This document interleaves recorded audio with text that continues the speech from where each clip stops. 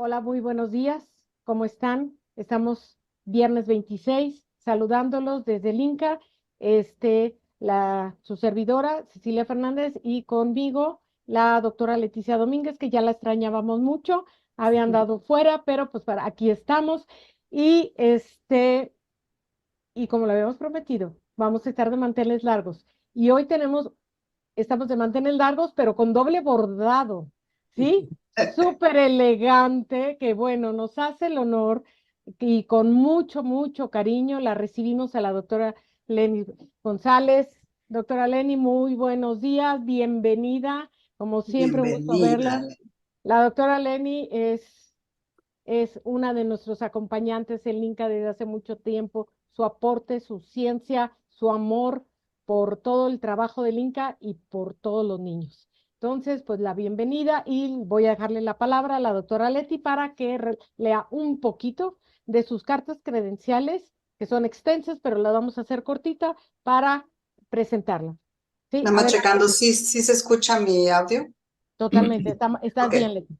Bueno, pues buenos días a todas, donde estén, a todos. Me da mucho gusto verlos y me da mucho gusto tener aquí a mi queridísima Lenis, que somos compañeras de batallas desde hace muchos años y un honor tenerte aquí.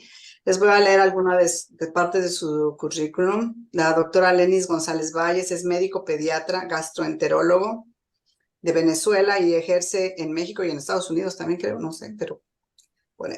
Es miembro del staff de médicos de Sovenia, Sociedad Venezolana de Niños Autistas, y del Comité Científico del INCA. Es médico de Nutritea, es miembro del MAPS, es practicante del protocolo ARI, el Autism Research Institute. Se especializa en el diagnóstico y tratamiento de la patología gastrointestinal en niños en el espectro autista.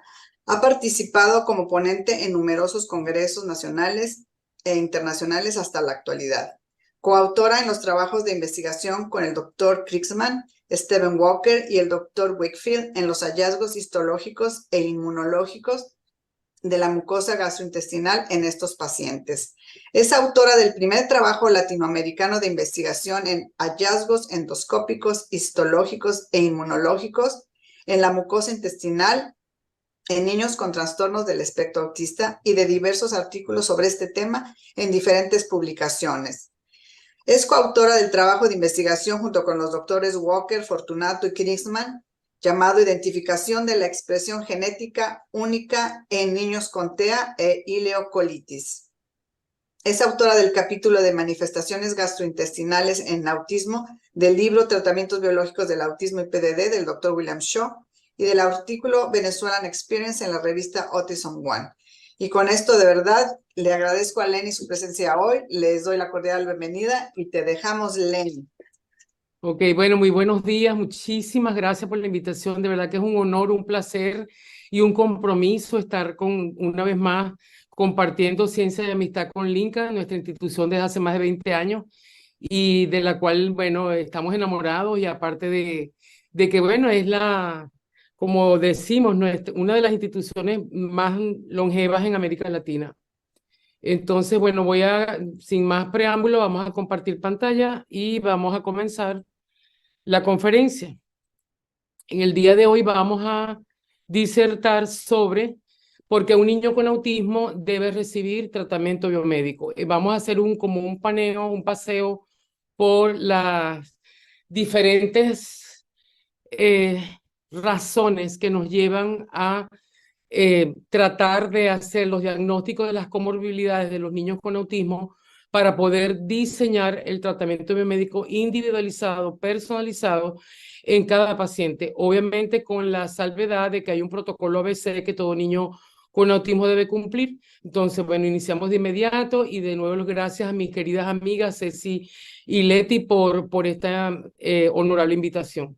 Entonces, ¿por qué un niño con autismo debe recibir tratamiento biomédico? Porque en un niño con autismo hay pobre digestión y absorción de nutrientes por inflamación de la pared intestinal que llevan a la desnutrición, aunque subclínica, alteraciones del sistema inmunológico, barrera hematoencefálica y gastrointestinal permeable, con un proceso inflamatorio crónico de bajo grado y de mucho tiempo que se va instalando en forma progresiva sin dar muchos signos clínicos en los inicios del proceso inflamatorio. Conlleva a inflamación de la mucosa gastrointestinal, neuroinflamación por alteración del eje intestino-cerebro y con la consecuencia, obviamente, es el diagnóstico de autismo a través de los signos y síntomas que comienzan a manifestarse una vez que nosotros más o menos hayamos hecho la historia clínica y con todo lo que los padres nos mencionan y el debut de la enfermedad una vez que este proceso inflamatorio se ha instalado. En el autismo, el cerebro y el intestino están desnutridos, inflamados e intoxicados. Comienza un proceso gradual que nadie se da cuenta de que esto está ocurriendo y progresivamente va avanzando hasta que el niño comienza con el debut de los signos y síntomas de autismo. Entonces, según, bueno, nosotros somos estudiosos de todos los médicos y profesores nuestros del MAPS y de otras instituciones. Según en todas las publicaciones que hay una muy importante, aunque es un poquito viejita, pero se mantiene, la doctora Elizabeth Mumper de la American Academy Pediatric Special Needs fue una de las primeras que empezó a investigar esas comorbilidades en línea en forma general. Y ellos han hecho como un diagrama que yo siempre lo estoy utilizando en cada una de las conferencias que tienen que ver con la fisiopatología del autismo, donde decimos que hay 5 pilares importantes en un niño con autismo. Trastornos gastrointestinales, que son los primeros que aparecen, trastorno inmunológico, disfunción mitocondrial, estrés oxidativo y trastorno metabólico. En la mayoría de los pacientes con autismo tienen alteradas las 5 áreas. En algunos más, en algunos menos, pero la mayoría tiene cualquiera de estos, o todos, o una gran parte de ellos, pero la mayoría hay alteraciones en las 5 áreas en que mencionamos. Estas alteraciones conllevan a la inflamación del sistema nervioso central y gastrointestinal, alteraciones del microbioma intestinal y alteraciones del eje intestino-cerebro, que es el que comanda todo el proceso inflamatorio y el que al alterarse comienza a presentar los signos y síntomas de autismo. Entonces, obviamente, para nosotros poder diseñar un tratamiento biomédico y saber por qué este niño con autismo que tenemos enfrente de nuestra consulta necesita diagnosticarse y tratarse. Porque en medicina, si no diagnosticamos, ¿cómo sabemos qué tratamiento se va a cumplir en un paciente del cual no tenemos idea de cuáles son las comorbilidades asociadas? Comorbilidades significa enfermedades o patologías asociadas a la patología de base, que en este caso son los trastornos del espectro autista. Entonces, todo paciente con signos y síntomas de autismo debe ser estudiado para poder identificar en cada uno de ellos cuáles de estas 5 áreas que mencioné con anterioridad están alteradas. Si son todas o si son 3 o si son 4, pues no lo sabemos, ¿no? Hasta que no lo estudiemos. Entonces, la importancia del diagnóstico precoz, mientras más joven, mientras más pequeño es el niño, tiene muchísima mayor posibilidad de ir avanzando en la recuperación y en la pérdida del diagnóstico. Entonces necesitamos una evaluación por un equipo multidisciplinario, porque no es un solo médico o un solo terapeuta involucrado en este proceso de diagnóstico y tratamiento. Entonces necesitamos una consulta con su pediatra de cabecera, gastroenterólogo pediatra, evaluar el área psicoeducativa.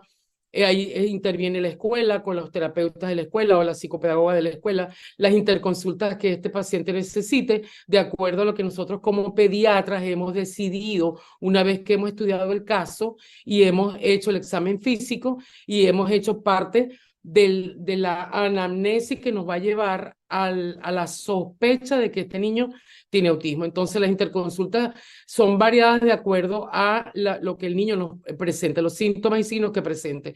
Puede ser neurología, inmunología, fonoaudiología, psiquiatría, cardiología, etcétera, etcétera. Hay que hacer exámenes de laboratorio, biomarcadores bueno, hoy en día hay una gran gama, gracias a Dios, importante de alternativas para nosotros hacer los exámenes, estudios y exploraciones diversas de acuerdo a cada caso en particular. El sistema gastrointestinal, ¿por qué lo ponemos de primero? Porque es el gran procesador de la inflamación de bajo grado que se comienza a gestar desde muy temprana edad. Entonces, el sistema gastrointestinal conforma el tubo digestivo superior, o sea, vías digestivas inferiores y vías digestivas superiores. Entonces vamos a nombrar los órganos involucrados. No es objetivo de la conferencia hablar exclusivamente de las biopsias ni de los hallazgos, solamente traemos unas fotos a colación porque esto es producto del trabajo de nosotros durante tantos años haciendo endoscopias y colonoscopias. Entonces tenemos el esófago, el estómago, el duodeno, que es la primera porción del intestino delgado, el colon, que tiene 4 porciones, como lo ve el intestino grueso, y el ilion terminal. Entonces, nuestra labor, nuestro goal es estudiar el sistema digestivo junto con el resto de los sistemas que conforman el organismo, pero este es el principal, porque es el asiento del eje intestino-cerebro. Entonces, que lo vemos a colación en la siguiente diapositiva. El tracto gastrointestinal sano, obviamente sabemos porque ya se ha comprobado que hay una comunicación bidireccional y hay un sistema que se llama eje intestino-cerebro, que es la comunicación entre el cerebro y nuestro intestino, que se llama gut-brain axis en inglés, pero que al alterarse va a conllevar a manifestaciones clínicas de acuerdo a las injurias que este paciente pueda haber sido sometido a esa injuria, y ese sistema se conforma a través del sistema nervioso entérico y que a través del nervio vago, que es el octavo par, uno de los nervios más importantes, porque es el responsable de la inervación de todo el tracto digestivo, desde la boca hasta el ano, hasta la región perianal. Entonces, la alteración de esta comunicación bidireccional es lo que conlleva a que nosotros empecemos a encontrar diversas alteraciones metabólicas, bioquímicas, exámenes de laboratorio alterado, etcétera, y los síntomas. Entonces, este sistema, por ejemplo, es el responsable, sobre todo en el intestino delgado, de la secreción o producción de los neurotransmisores.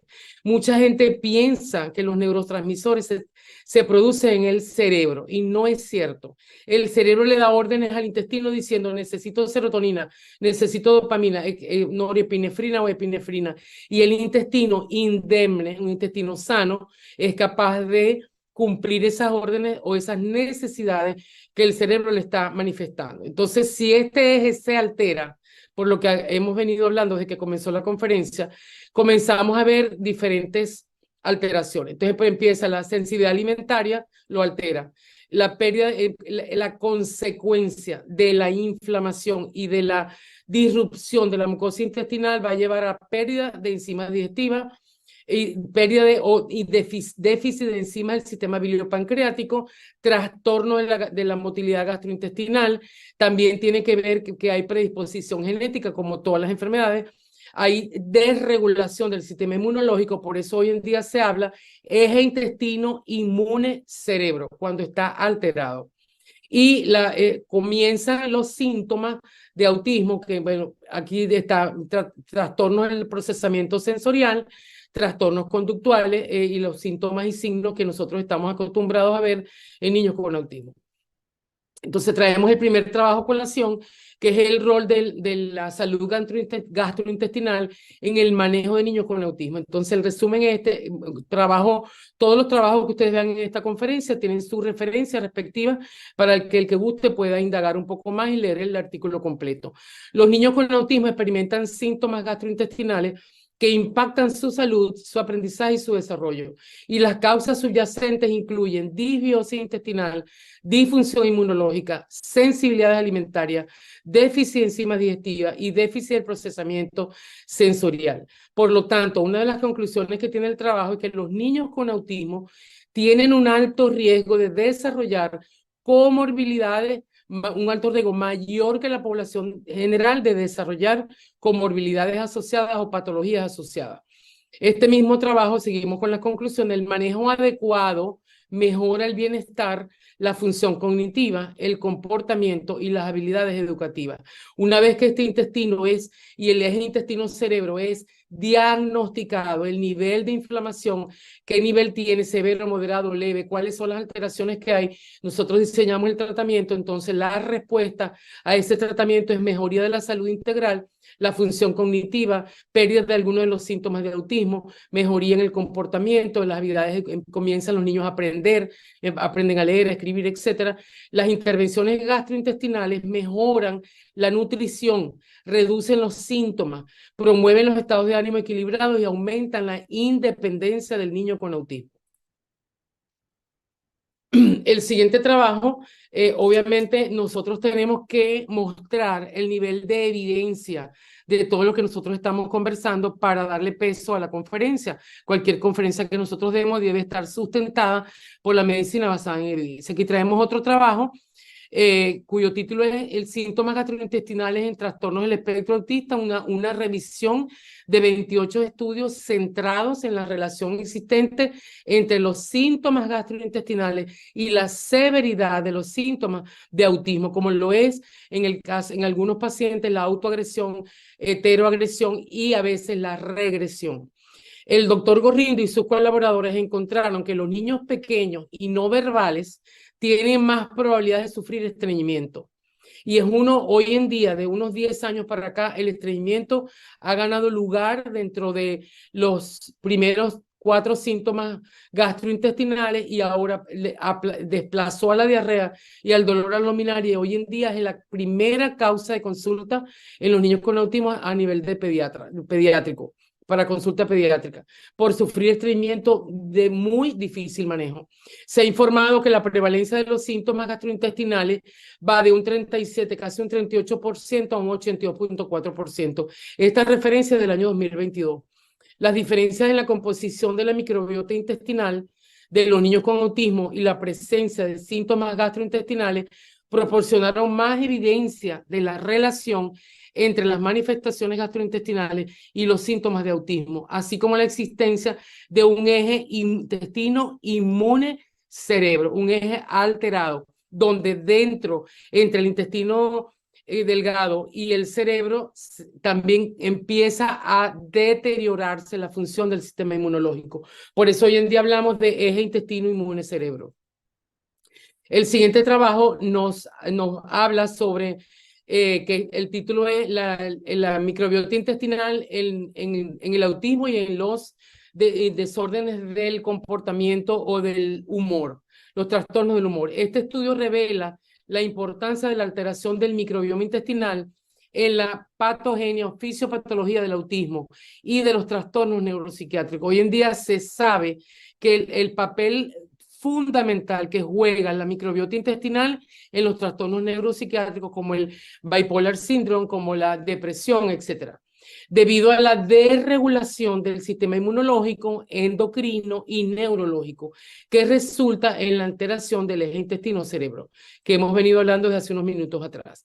Este trabajo publicado en el año 2017 habla sobre la asociación psiquiátrica o psicológica entre las manifestaciones gastrointestinales y los niños con autismo. Entonces, la conclusión que llega a este trabajo es que en los niños con autismo a menudo se acompañan de síntomas gastrointestinales. Hablamos de un 38 a un 82% de porcentaje de niños con autismo y síntomas gastrointestinales al año 2022.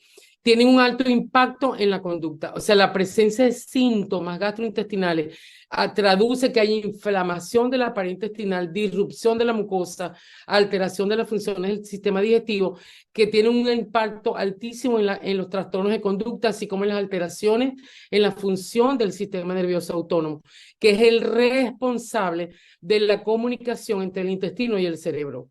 La relación es particularmente muy estrecha en pacientes con trastornos de ansiedad, agresividad y autismo regresivo. ¿Cuáles son las manifestaciones o alteraciones gastrointestinales? Hay diversas. Vamos a enumerarlas lo más pronto que podamos, que serían enzimáticas. Ya hablamos que había un déficit importante de enzimas digestivas y del sistema biliopancreático.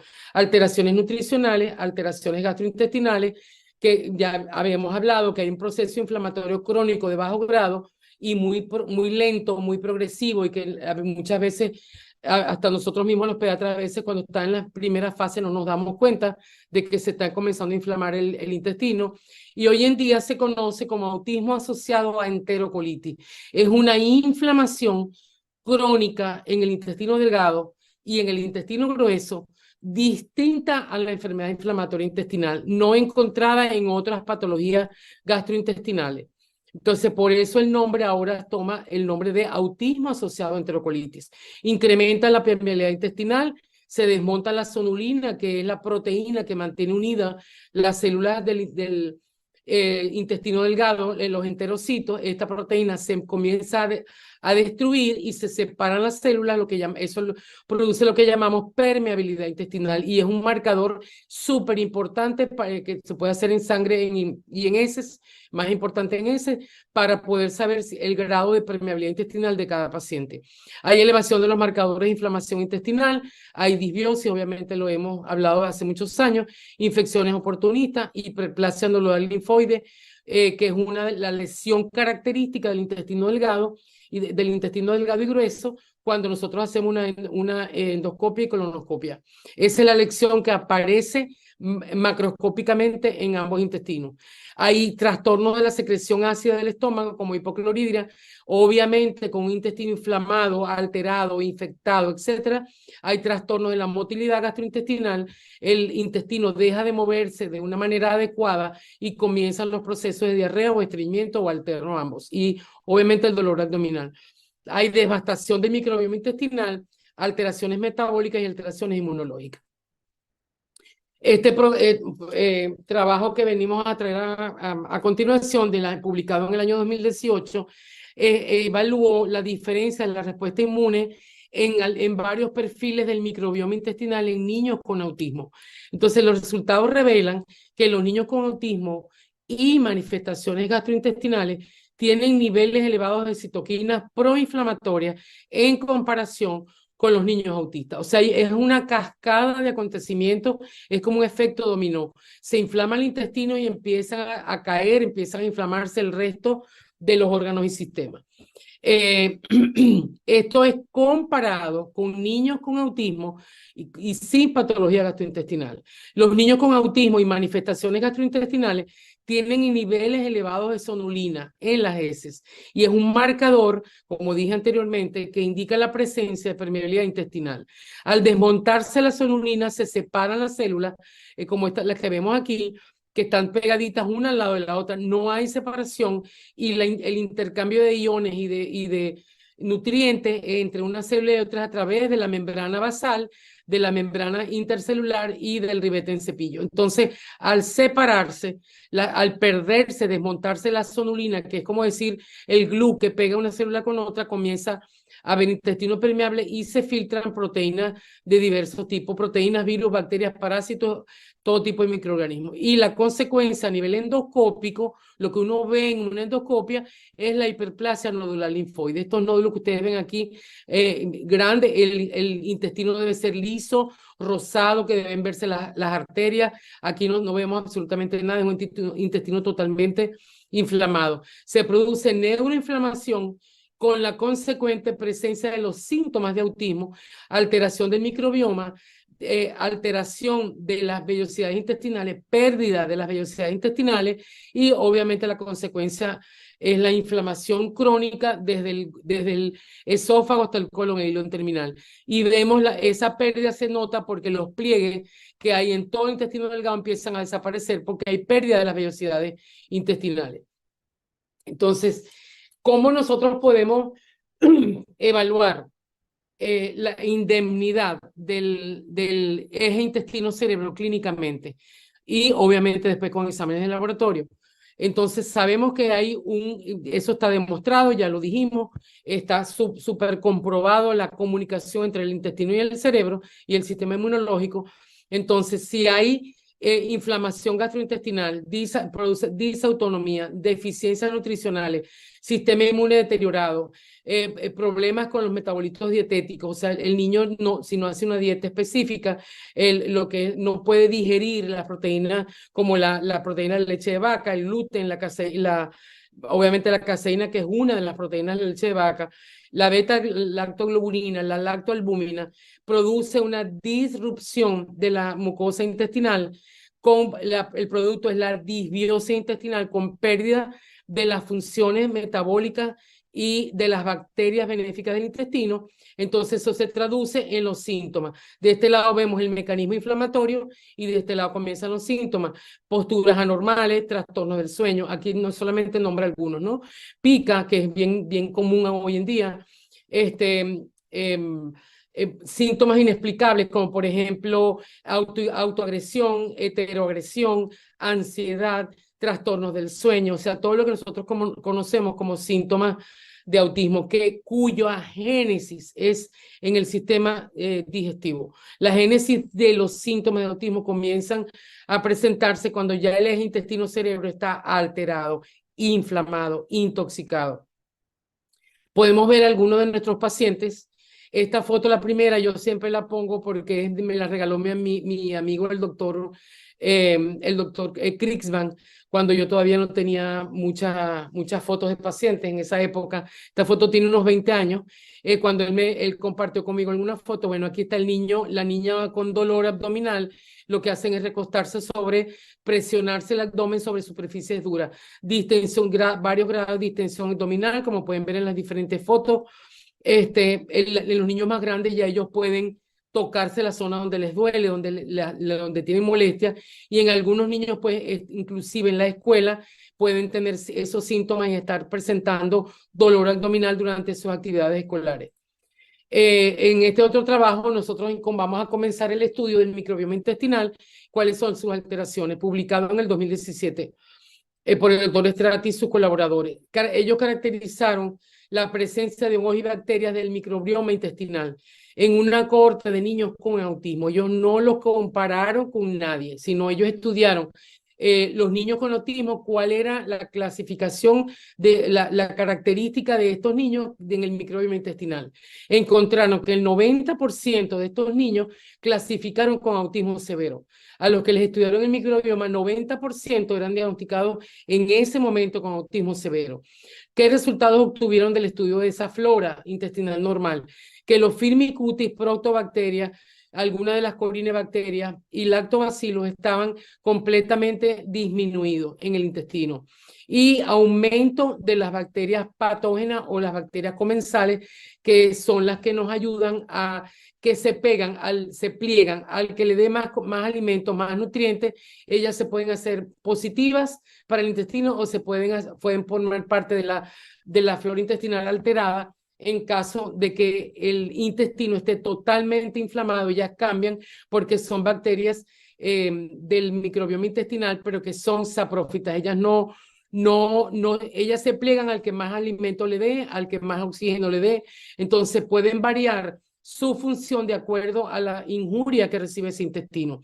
Entonces, este trabajo concluye que la constipación, más que la diarrea, está asociada a diferentes patrones bacterianos en autismo, en comparación con niños neurotípicos. Los niños con autismo tienen el doble de E. coli, el doble de Shigella, Clostridium y especies de Candida.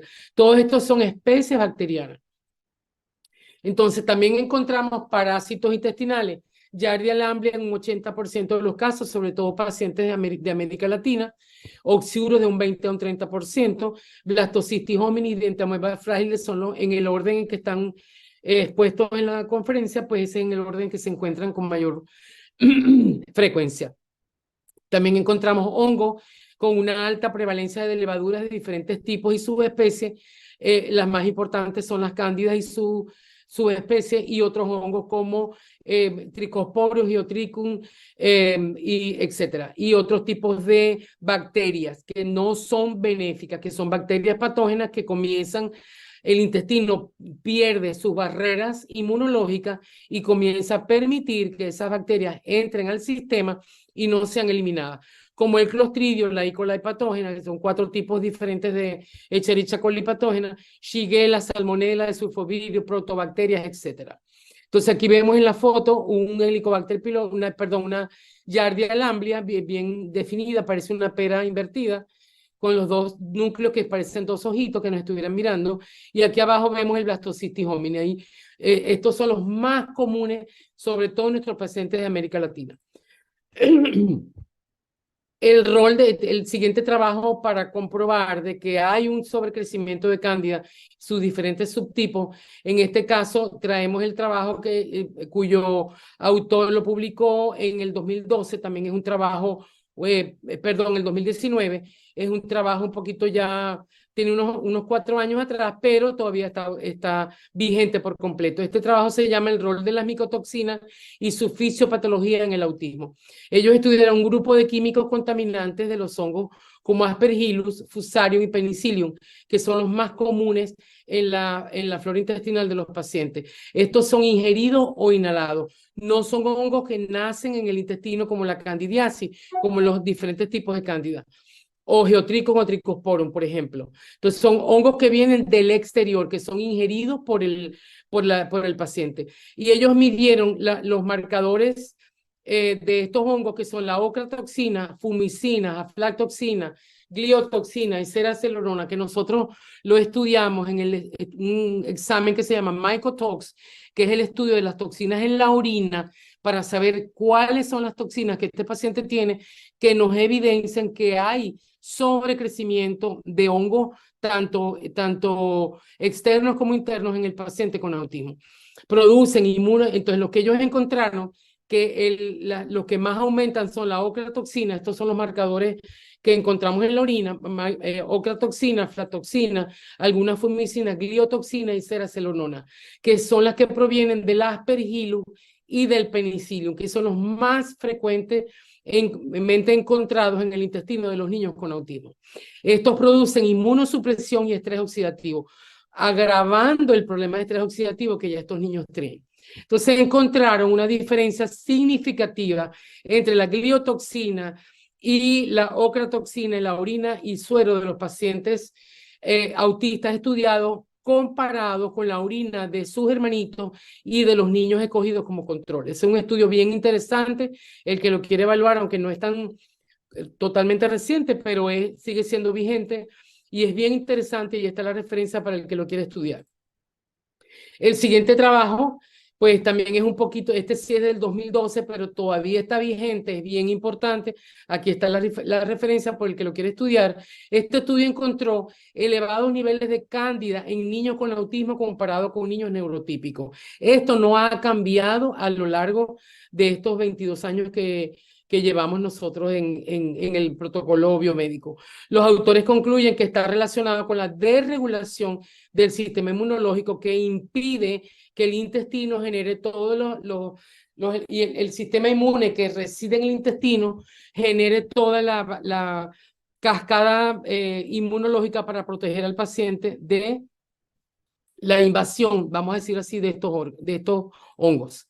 En cuanto a las características clínicas de un niño con autismo, en quien sospechamos que tiene un sobrecrecimiento de hongos y levaduras en su intestino y que todavía no sabemos ningún resultado. Entonces puede tener risas inapropiadas, irritabilidad, varios grados de irritabilidad. Ellos son desesperados, ellos no aguantan la espera para comer, por ejemplo, no están todo el tiempo, están irritados, están deambulando sin sentido, tienen un pensamiento nublado.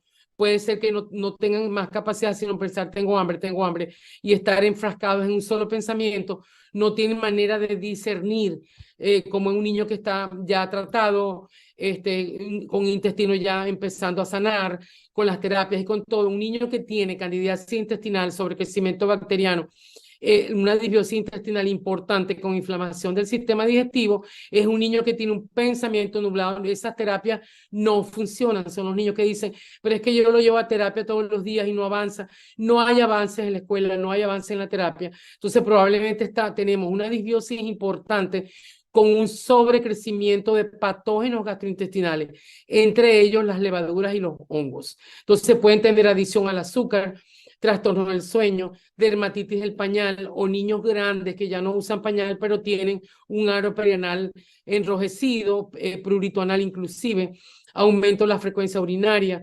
historia de uso de antibióticos en muchas oportunidades, y a veces abuso de antibióticos con mucha frecuencia. Dificultad para estudiar las cepas y la microflora intestinal. Por ejemplo, esto es importante en nuestros países de América Latina, que todavía seguimos en la misma situación de no poder estudiar en profundidad todas las bacterias, hongos, virus y parásitos que se encuentran en el intestino. Entonces aquí tenemos una muestra de nuestros pacientes. Esto fue publicado en el trabajo nuestro en el 2006, los diferentes tipos de parásitos que podemos encontrar. Y estos son muestras de ese. Nosotros cuando hacemos la historia clínica y pedimos el examen físico y hacemos todo el proceso, pedimos fotos de las heces, fotos del abdomen, fotos de la orina, y nosotros, estos son fotos de nuestros pacientes, donde con mucha facilidad, en algunos casos, podemos ver larvas de mintos bien evidenciadas. Y estas son las fotos de los diferentes tipos de parásitos cuando son estudiados desde el punto de vista microscópico en el laboratorio. En cuanto al nivel de evidencia, ahora vamos a hablar del SIBO, que es el Intestinal Bacterial Overgrowth, sobrecrecimiento del intestino bacteriano del intestino delgado. Encontraron en este estudio publicado en el año 2018, encontraron que está presente el SIBO en el 31% de la población con autismo y en un 9,3% de los niños neurotípicos de la población general. El ATEC score de los niños con TEA y con SIBO es significativamente más alto en los niños que en los niños con trole. O sea, el niño con autismo tiene tendencia también a tener un sobrecrecimiento del intestino, de bacterias del intestino delgado. Entonces, hay varias formas de nosotros detectarlo y muchas veces no hay diferencia clínica entre un SIBO, o sea, un sobrecrecimiento intestinal bacteriano intestinal y de otras patologías gastrointestinales. Entonces los signos y síntomas pueden ser muy parecidos. Entonces no hay manera de que nosotros podamos saber clínicamente como pediatra o pediatra gastroenterólogo que este niño tiene un SIBO. Tenemos que hacer los estudios porque clínicamente no hay diferencia. Entonces, aquí hay un trabajo también publicado en el año 2015. Ahí está la referencia para que les guste leerlo. Los signos y síntomas que ellos estudiaron fue diarrea, dolor abdominal crónico, flatulencia, distensión abdominal, gastroparesis, que es trastorno de la motilidad gastrointestinal, que el estómago no vacía en el tiempo correcto hacia el intestino delgado, no hay ganancia de peso, ganancia de talla, puede haber anemia, que se caracteriza por palidez cutáneo mucosa, manchas en la piel, hay adelgazamiento de los brazos y de las piernas por falta de desarrollo muscular, déficit de diferentes vitaminas, la más importante la vitamina D, puede haber incluso hipocalcemia. Entonces ellos estudiaron 59 niñas y 41 niños, con diarrea crónica el 38% de los pacientes, constipación casi 29%, vómito casi un 16% y diarrea un 10%. Que ve que en este caso la diarrea crónica, que a veces pasa desapercibida, sobre todo en niños grandes, está en el primer lugar en este trabajo. Ellos hicieron el test de hidrógeno en aire expirado, que es el gold estándar para el diagnóstico del SIBO, y encontraron que en el 63% de estos pacientes estudiados encontraron positivo el test de hidrógeno en aire expirado. Indica el diagnóstico de SIBO. Las manifestaciones nutricionales. Encontramos manifestaciones enzimáticas o trastornos enzimáticos, nutricionales en este caso que nos ocupa. Hay diversa gama de manifestaciones o síntomas clínicos que el pediatra puede evidenciar en la consulta. Obviamente todos los pacientes deben ser referidos al nutrólogo porque nosotros no podemos hacer absolutamente todo y el nutrólogo experto en autismo es el que va a determinar la individualización de esa dieta que nosotros promovemos, ¿verdad? Entonces tenemos trastornos en la conducta alimentaria, puede ser apetito voraz, puede ser selectividad alimentaria, como por ejemplo los niños que son, que solamente comen 3 o 4 alimentos y no pueden tolerar otro tipo de texturas, se apegan, por ejemplo, de los alimentos que están fritos o tostados. Hay unos que no les gustan los alimentos licuados o un poquito más líquidos, o sea, tienen diferentes tipos y variedad de alteraciones a nivel del sentido del gusto que hacen que ellos rechacen cierto tipo de alimentos por el sabor, por el color, inclusive por el olor. Hay déficit de nutrientes, obviamente, con un intestino, como ya lo estamos manifestando. Hay desnutrición, puede haber alergia alimentaria o sensibilidad alimentaria, alteraciones neurosensoriales obviamente están presentes porque los niños con autismo son rígidos a la hora de escoger esos alimentos y rechazar los alimentos. Y son totalmente inflexibles. Comen 3 o 4 cosas y eso es todo. ¿Cómo estudiamos el intestino? No es el objetivo de esta charla ser muy específica, porque ahí tiene la conferencia y hay otras conferencias que el INCA tiene publicadas también, pero nosotros a grandes rasgos, el primer órgano que tenemos que poner la vista y el interés va a ser el intestino y después todos los demás. Entonces hacemos heces completas, exámenes de orina, IgG específica o IgE específica para la alimentaria, estudio de SIBO si este paciente clínicamente tenemos sospecha de que hay SIBO, y los estudios endoscópicos. Entonces, en las heces tenemos marcadores, bueno, las heces al día de hoy son exámenes sumamente completos, tienen muchísimos más parámetros de lo que tenemos nosotros aquí. Entonces, nosotros hacemos un estudio exhaustivo del intestino y de todo el sistema. El niño se ve se evalúa integralmente, no solamente el área intestinal. Entonces, el diagnóstico, ¿cómo hacemos el diagnóstico? Manejo multidisciplinario, evaluación pediátrica, exámenes de laboratorio y biomarcadores, evaluación por el pediatra gastroenterólogo. Al día de hoy, esto es condición sine qua non. Un niño con diagnóstico de autismo debe ser evaluado por el pediatra gastroenterólogo. Y eso aquí en Estados Unidos, pues ya eso es, y en muchos países ya eso está sumamente estudiado y la gente ya lo ha entendido. Evaluación y abordaje nutricional, interconsultas las que necesite y evaluación psicoeducativa. Entonces, el abordaje biomédico gastrointestinal conlleva el paso número 1 en todos los abordajes de las diferentes áreas estudiadas y comorbilidades asociadas al autismo. El paso número 1 es el abordaje nutricional. Sin dieta, nosotros no podemos intervenir médicamente a un paciente con autismo porque no detenemos el proceso inflamatorio. Si este paciente no está en una dieta estricta, personalizada, al día de hoy ya eso no es un problema como hace 20 años.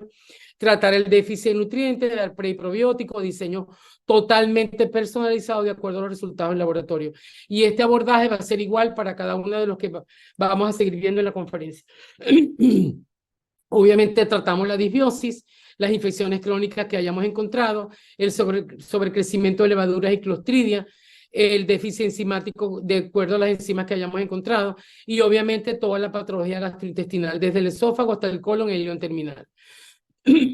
Ahora vamos a estudiar el sistema inmunológico, completamente desregulado en esta patología que lamentablemente al día de hoy no ha salido del DSM-5, no ha sido todavía aprobada como una enfermedad como cualquier otra para poder tener acceso en todos los países del mundo al Sistema Nacional de Salud, porque el autismo no es una enfermedad psiquiátrica. Eso está completamente demostrado y ya pues, estamos a la espera de que legalmente esto cambie la denominación y la calificación que tiene el autismo al día de hoy.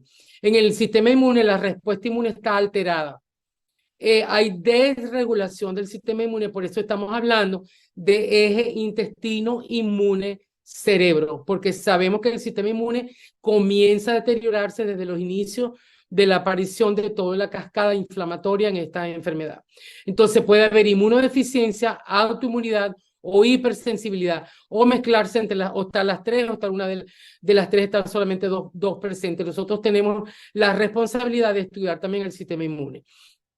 Entonces, en este trabajo que fue publicado en el 2014, hicieron un estudio de cómo es la desregulación inmunológica en el autismo. Entonces, ellos concluyen que existe evidencia suficiente sobre la neuroinflamación crónica y la desregulación inmunológica porque hay aumento de citoquinas proinflamatorias, reactividad de los linfocitos T y células natural killer, producción de anticuerpos que promueven el desarrollo de autismo en niños genéticamente susceptibles. O sea, es un trabajo súper interesante. Ahí tiene la referencia para el que lo quiera revisar. En el siguiente trabajo, publicado en el 2022 en el Mucosal Immunology, se llama Intervención basada en el tratamiento del microbioma intestinal para modular la ecología intestinal. La conclusión de este trabajo es que el microbioma intestinal se encuentra en la intersección entre el medio ambiente y el huésped. Eso ya lo hemos comprobado con lo que hablamos de los Aspergillus, Fusarium, Penicillium, que son hongos que están fuera del organismo. Y entonces tiene la capacidad de modificar las respuestas del huésped a exposiciones y estímulos relevantes para las enfermedades. Es decir, hay una interrelación entre el medio ambiente y el huésped para comenzar a producir la inflamación si este huésped está expuesto a estos estímulos que producen cambios a nivel inmunológico y dentro, obviamente, del organismo. La intervención nutricional, número 1, los pre y probióticos y la transferencia del microbioma modifican toda la comunidad del microbioma intestinal. ¿Cómo estudiamos el sistema inmune? Exámenes de laboratorio, la gama, hay una base que nosotros llamamos ABC, que todo paciente con autismo debe cumplir, tanto desde el punto de vista para llegar al diagnóstico con los diferentes exámenes de laboratorio, como para el diseño del tratamiento biomédico. Entonces, estos son los exámenes, pero pueden variar en mayor o en menor cuantía de acuerdo al caso, a cada caso en particular, cumpliendo el protocolo básico. Entonces hacemos supuraciones linfocíticas y células natural killer, el estudio de las inmunoglobulinas, anticuerpos antinucleares, serología para virus vaccinales, para enfermedades de Lyme y coinfecciones, perdón, los niveles de todas las vitaminas y los otros estudios que hacemos como base en todo niño diagnosticado con autismo. Obviamente, los estudios inmunológicos van a depender de cada paciente, de lo que nosotros sospechemos en cada paciente y qué enfermedad sospechamos para poder saber cuáles son los exámenes de laboratorio que tenemos que pedir. El abordaje terapéutico del sistema inmunológico, de los trastornos inmunológicos, también es el diseño personalizado. Ustedes van a ver en todas las láminas que el paso 1 es el abordaje nutricional. El tipo de dieta lo determinará el nutrólogo, obviamente respetando que es un paciente con autismo y cuáles son las proteínas básicas que en todo paciente con autismo se retiran. Aumentar el ejercicio, sanar el intestino, reducir el estrés oxidativo, eliminar el entorno tóxico, tratar la disfunción mitocondrial si la hay, la disbiosis, las infecciones crónicas, el sobrecrecimiento de Clostridium, el déficit de nutrientes, las enzimas digestivas y etcétera, etcétera. Porque esto no cabe en todo lo que hay que hacer en esta diapositiva. Ahora vamos al estudio de la mitocondria, que también está realmente afectada en estos pacientes y tenemos que también hacer el estudio para saber cuáles son los niños que son candidatos al estudio de las mitocondrias. Entonces, la disfunción mitocondrial, yo no me voy a detener mucho en la historia, en el examen físico, pero sí en la historia clínica. Ellos tienen dificultad para succionar, son niños hipotónicos que quieren estar acostados. Por el contrario de la mayoría de los niños con autismo que son hiperactivos, estos son lo contrario, son muy letárgicos, quieren estar acostados, se cansan si caminan, si los llevan a pasear en triciclo, bicicleta, etcétera. Hay retardo en las habilidades motoras gruesas, hay trastornos serios gastrointestinales y la primera causa que nosotros encontramos es que son severamente constipados porque el intestino no se mueve, no hace su función de motilidad gastrointestinal. Hay pérdida de saliva por la boca, o sea, hay cialorrea, lo que llamamos babeo, exposición a toxina. Son niños expuestos a toxinas, bueno, como hoy en día todos estamos expuestos. Ahí se fatiga fácilmente, este niño no quiere tener actividad motora, actividad física, no juega, no salta, no es hiperactivo. Entonces, en los niños no hiperactivos tenemos que poner nuestro ojo clínico en este diagnosticar la disfunción mitocondrial. Hay múltiples regresiones a pesar de la dieta, a pesar del tratamiento, hay aparición y desaparición de estereotipias, se van unas y vienen otras, pueden haber convulsiones y puede haber incontinencia urinaria e incontinencia fecal. Entonces, el nivel de evidencia de la disfunción mitocondrial, traemos un trabajo del doctor Dan Rossignol, que es miembro del MAPS, igual que nosotros, donde ellos descubren o detectan, mejor dicho, en ese estudio que hicieron que la prevalencia de la disfunción mitocondrial en la población de autismo es del 5%, un 95% de intervalo de confianza, mucho más alta que la encontrada en la población general. En un niño común y corriente que no tiene autismo, la prevalencia es de 0.01%.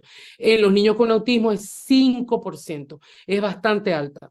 La prevalencia de biomarcadores anormales como el lactato, piruvato, el déficit de carnitina es más alta en niños con autismo que en los niños con TROL, y eso lo hemos evidenciado nosotros en nuestra práctica clínica diaria. La prevalencia del retardo en el desarrollo, 52%, convulsiones 41%, retardo motor, por eso son hipoactivos, son letárgicos, 51%, trastornos gastrointestinales, 74%, en la casuística estudiada por el doctor Rossignol. Sexo femenino afectado un 39%. Lactato, déficit de lactato, 78% de los pacientes, y piruvato, 45% de los pacientes.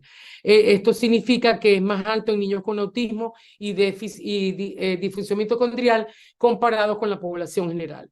O sea, como ven, hay alteraciones de órganos y sistemas, por eso que el autismo debe ser ya reconocido como una enfermedad como cualquier otra, y no un trastorno neuropsiquiátrico o del neurodesarrollo. Traemos otro trabajo a colación, publicado en el 2018, que nos habla de las características genéticas clínicas y las características genéticas clínicas de la disfunción mitocondrial. También la conclusión más importante es que los niños con autismo y disfunción mitocondrial mostraron un ADN significativamente más bajo que los controles. Un ARN mensajero y un ARN transmisor. Los sujetos con autismo y disfunción mitocondrial mostraron una mayor frecuencia de estreñimiento serio, severo, convulsiones, alteraciones de la visión, estrabismo, incontinencia urinaria, etc. Hay varios síntomas importantes, pero cuando tenemos un niño con hipotonía, con un niño que no se mueve, que es lo contrario del niño típico, con autismo típico, tenemos que estudiar esta patología, y clínicamente hay varios indicios. Las piernas y los brazos son tubulares, no hay forma muscular, porque ellos tienen déficit de mucho tiempo, déficit de carnitina, uno de los principales marcadores.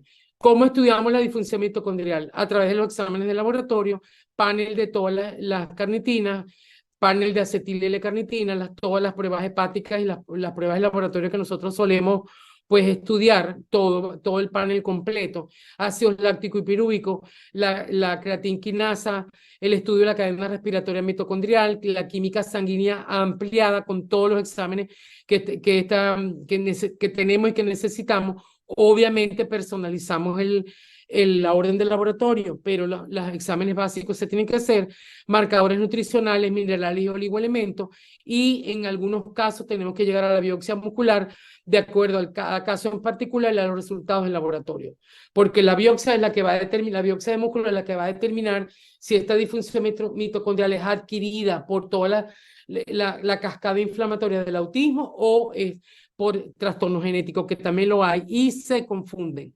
Nosotros no podemos saber clínicamente quién pueda tener una disfunción mitocondrial genética de una no genética. ¿Cómo abordamos el abordaje terapéutico de la disfunción mitocondrial?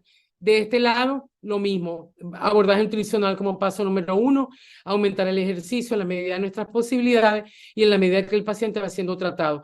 Tratar todos los déficits de lo que hayamos encontrado. Lo más importante, el déficit de carnitina, dar PQQ, vitaminas, todas las vitaminas del complejo B, dar metilfolato, no ácido fólico ni folínico, porque ellos suelen tener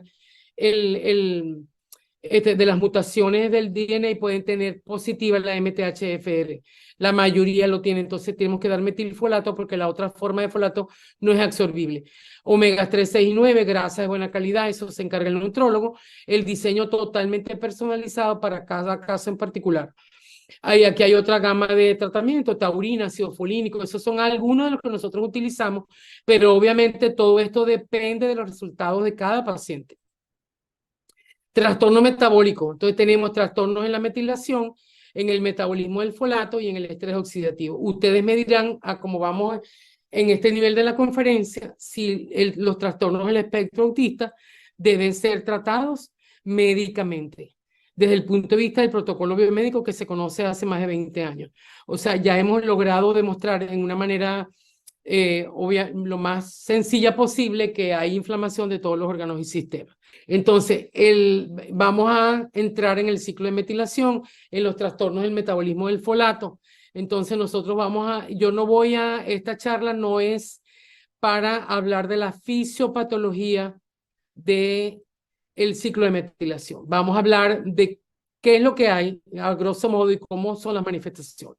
El folato es un nutriente esencial en todo nuestro organismo, en todos los mamíferos, en todas las especies, incluido la especie humana, por lo que es necesario para obtenerlo a partir de la dieta. Como él no se forma dentro de nuestro organismo, es necesario que los alimentos contengan el folato, porque si no, el organismo no lo puede transformar en metilfolato, que es la fórmula metabólicamente activa. La baja ingesta de alimentos fuente de folato pueden condicionar la aparición de esta deficiencia. Sin embargo, factores ambientales y genéticos juegan un rol importante en la regulación de estas vitaminas y su coenzima. El metabolismo del folato es una situación bioquímica compleja que intervienen muchísimas enzimas y cofactores que hacen que este folato de los alimentos sea transformado de una manera que pueda ser digerido y metabolizado en la célula y transformarlo en metilfolato de su forma activa cuando es ingerido a través de los alimentos. El folato participa en la formación de bases nitrogenadas que forman nuestro ADN y nuestro ARN. O sea, es vital para que ese ADN y ARN se forme de una manera adecuada y sin trastornos a ese nivel. Entonces, doctora Leni, 10 minutitos. ok. El estrés oxidativo, ya estamos por terminar. Estrés oxidativo es el proceso que ocurre cuando, a través de todo lo que hemos hablado en esta conferencia, se ha venido inflamando, deteriorando, intoxicando. Entonces, el producto de todo esto que hemos hablado es el estrés oxidativo, que altera órganos y sistemas y se da como consecuencia del consumo excesivo de oxígeno y sustancias vulnerables al proceso de oxidación, generando marcadores que son llamados marcadores que pueden generar radicales libres. A la final, estos marcadores se pueden medir en los ácidos orgánicos en orina y en otros exámenes, pero el producto final del estrés oxidativo es el envejecimiento de la célula, la destrucción de la célula por producción de radicales libres. Entonces, estos niños que tienen intoxicación por químicos tóxicos, obviamente la palabra lo dice, metales pesados, en contacto con pesticidas, con virus, bacterias, hongos, parásitos, etcétera, etcétera. Y el mundo como está contaminado, pues son susceptibles de tener estrés oxidativo. El manejo, los exámenes de laboratorio son muy parecidos a lo que nombré anteriormente. Aquí tienen la lista. Nosotros aquí agregamos el cortisol, la MIPM, los anticuerpos antifolato, etcétera. Empezamos a estudiar todo la gama de exámenes del trastorno metabólico que este paciente con su clínica nos ha dicho que tiene. El abordaje terapéutico, como siempre he dicho, el abordaje nutricional es el número 1. Aquí intervienen todas las vitaminas que este niño no tenga, todas las del complejo B, el metilfolato, los omegas, etcétera. Tratamiento obviamente gastrointestinal. Dar todos los oligoelementos que estén en falla, como el biotin, el magnesio, el zinc, etcétera, etcétera. Y manejar la parte de la toxicidad. Nosotros tenemos que detoxificar a estos pacientes. En conclusión, la mayoría de los niños con autismo tienen manifestaciones gastrointestinales, inadecuada respuesta inmunológica, neuroinflamación, disfunción mitocondrial, estrés oxidativo y trastorno metabólico. Se describen anormalidades metabólicas por pérdida de las funciones del microgenoma intestinal. Cada niño con autismo es diferente, pero deben ser estudiados de acuerdo a su historia clínica, antecedentes y examen físico, siguiendo el protocolo estandarizado. Y que todo niño diagnosticado con autismo debe ser evaluado en forma integral para llegar a un diagnóstico definitivo de todas sus comorbilidades. Por todo lo antes expuesto, estos niños con autismo deben ser manejados a través del tratamiento biomédico diseñado en forma personalizada, individualizada, de acuerdo con todos sus resultados de laboratorio y las pruebas especiales. Nosotros no decidimos qué va a tomar y cómo lo va a tomar. Lo decide los resultados del paciente. Ese es el gran proveedor del tratamiento, es el propio paciente. O sea, nuestro jefe es nuestro paciente. Las causas del autismo son multifactoriales y el manejo es multidisciplinario. De verdad, muchísimas gracias. Bueno, estamos ya culminando nuestra conferencia. Gracias por escucharnos. Ahora abrimos la sesión de preguntas. Sí, muchas gracias, doctora. Si gusta dejar de compartir. Y hay muchas preguntas, Leti, si andas por ahí. Sí. Primero, muchas felicitaciones. La Gracias. mandan saludar de Colombia, bueno, de Venezuela, y anda por ahí nuestra querida María Russo, muchas mamás que estuvieron con usted. Bueno, ya pasamos el contacto porque están preguntando para que ya la contacten directamente por correo, para no hacer ningún comentario personal aquí, sino hacer Exacto. algunas Ujú. preguntas. ¿Tienes por ahí alguna pregunta, Leti, que puedas este, comentar? Aquí hay varias que voy a resumirlas. Eh, la opinión, ¿sí? Como gastro, con todo esto que nos que comentas, el tema de los probióticos. Hay unos protocolos que dicen que sí, otros que dicen que no. No es el tema hacer cuestionamientos no correctos, ¿no? Sino nada más la opinión como profesional, gastropediatra. ¿Funcionan los probióticos en un tratamiento biomédico? Pregunto. Sí funcionan, sí funcionan. Nosotros somos yo tengo contacto para venir, o sea, no soy yo, o sea, no es la doctora Leni, mi imagen la que proyecta que los probióticos sí funcionan, es toda una gama de médicos, colegas, gastroenterólogos, entre ellos está mi apreciado y querido doctor Crisman, Arthur Crisman y todo su equipo, y muchos otros colegas. Los probióticos funcionan. La tendencia al día de hoy, yo respeto cualquier Sí, grupo que piense diferente a nosotros. Nosotros tenemos, por eso nuestras conferencias se basan en trabajo científico, porque la manera de probar si eso sirve o no sirve es a través de trabajo científico. Podríamos programar una próxima conferencia para hablar del tratamiento gastrointestinal, donde uno puede plasmar por qué sí los probióticos y también puedo poner por qué los otros grupos dicen que no.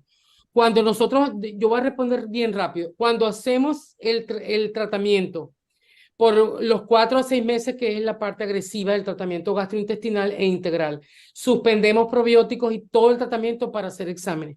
Cuando vienen los exámenes, es impresionante la disbiosis. O sea, si no hay probióticos, si no hay dieta, primero el manejo nutricional. Sin eso, ya tú exacto. sabes, tú como mamá, como experta, como bioquímica, sabes que si la dieta no funciona, No, todo no. lo demás, se cae todo lo demás.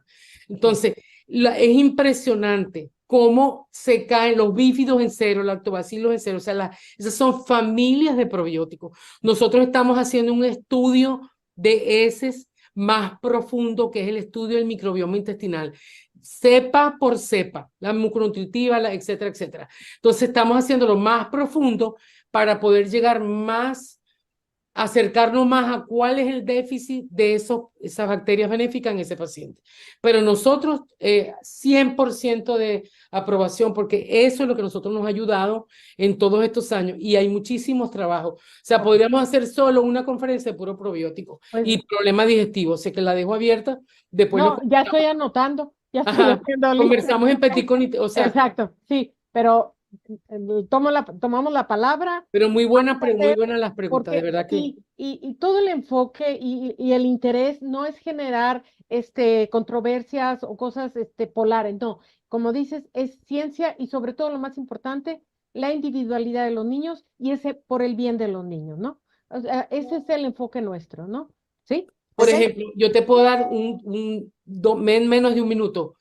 En nuestra casuística, es impresionante, impresionante que los lactobacilos, si el paciente nació por cesárea y no tomó pecho, no hay manera de que tenga lactobacilo en suficiente cantidad. Nunca tienen. Exacto. Entonces, hay un probiótico que nosotros utilizamos que se llama el lactobacilo, que tiene varias especies de Sí, lactobacilo.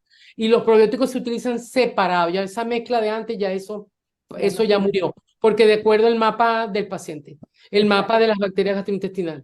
Ningún paciente, yo no recuerdo, yo puedo hacer ese estudio para esa conferencia, de los años, de los 10 años, los últimos 15 años, cómo han sido ese resultado. Puedo hacer Ándale. fácil, una curva, a ver la cepa más seriamente afectada del intestino del paciente son la familia del lactobacilo. ¿Por qué? Porque 9 de cada 10 nace por cesárea Exacto. y Así es. sin trabajo de parto. Exacto. sin trabajo de parto. O sea, No hay, el ¿sí? caldo de cultivo. Entonces ahí se lo dejo para una Así próxima. es. Y Lo vamos ponemos a tomar. fecha, ¿eh? Yo estoy lista, Sí, ponemos fecha y ya. excelente. Ok, Ajá. Leti. Lenny, primero me encanta como siempre escucharte porque eres una, bueno, biblioteca ambulante. O sea, Ajá. me encanta porque pones muy claro que esto es ciencia, porque a veces algunas personas tienden a pensar que, bueno, parece, dijéramos, o no nos gusta que coman esto o lo otro, sino que en cada cosa que sugerimos es porque hay mucho estudio de personas tan preparadas como tú, Lenny. De veras, mis respetos para ti, como siempre. Y Gracias, tengo una gracias. pregunta que nos están haciendo aquí, que también es común. ¿Cómo son los síntomas de un niño cuando tiene clostridia? Porque siempre lo hemos mencionado que es muy diferente el niño que tiene cándida que tiene la clostridia en su conducta. Entonces, no sé si tú podrías, no sé, ahondar un Claro, poquito. claro. El niño cuando tiene sobrecrecimiento de Clostridio con el devenir del tiempo el training que uno va teniendo, cada paciente es un training para nosotros, nunca dejamos de aprender, es diferente. El niño que tiene cándida tiene unas características, el que tiene Clostridia es en el humor, en la actitud, en la respuesta. Por ejemplo, un niño con Clostridia siempre está alterado, nunca está ni durmiendo, está tranquilo y tiene trastornos serios del humor, explosiones impresionantes del estallido, lo que llamamos estallido, que está en una de las láminas, estallido de la nada, sin haber pasado absolutamente nada, está viendo sus cosas, jugando, y de pronto tiene un estallido increíble, y a nivel físico ni se diga. Entonces es completamente diferente, porque el niño con candidiasis, que no es una charla para hablar de cándida, clínicamente es diferente. Cuando tú eres un niño malhumorado, con un ATEG altísimo, malhumorado, no tolera la espera, está todo el tiempo con trastorno, pero sobre todo irritable, agresivo. Eso es lo que vemos cuando hay clostridio. Entonces, el niño con cándida brinca, salta, está todo el tiempo como un picaflor para acá, haciendo movimientos, pero no está tan alterado. Entonces, clínicamente esa es la diferencia. Ok, sí, no, aquí hay un comentario y yo creo que porque ya nos pasamos del tiempo, que quiero terminar con él resumiendo y afianzando lo que dijo ahorita la doctora Leti. Viene de parte de Irma Hernández, dice: doctora Leni, muchas gracias por dedicar su vida a cambiar el destino de nuestros hijos. Su generosidad es inmensa, mi agradecimiento infinito. Y yo creo que como ellas, hay muchas aquí que de corazón, ¿sí? Bueno, Te lo decimos. Pues gracias a todas ellas, muchísimas gracias por conectarse, por esas Gracias, bellas palabras que Lenny. nos llenan de alivio, nos llenan de aliento para seguir adelante. Que Dios me no, las gracias a ti. bendiga. Y hay algunas otras preguntas y te las vamos a mandar, pasar a tu correo para que ya Con de todo manera gusto, personal todas las que manden yo las puedo. ya las contestamos para ya terminar esta reunión. Les recordamos que esta magistral plática se queda en nuestro canal de YouTube para que si la quieren volver a ver o la pueden compartir para aquellas personas que no pudieron en este momento. Y bueno, pues quédense atentas a nuestras publicaciones porque pronto volveremos a tener a la doctora Leni. Muchísimas gracias, Leti. Muchas gracias a todos por estar, por su presencia, por su confianza. Gracias, Lenny, por tu generosidad en compartir todos tus conocimientos, porque no cualquiera le gusta compartir los conocimientos, pero tú Exacto. eres grande. Muchísimas gracias a usted Gracias, por la Lenny. invitación y a todos los que nos escucharon. Bueno, Bueno, pues Que Dios lo empezamos bien bendiga. este 2024. Que estén muy bien. Hasta luego. Chao. Bye. bye.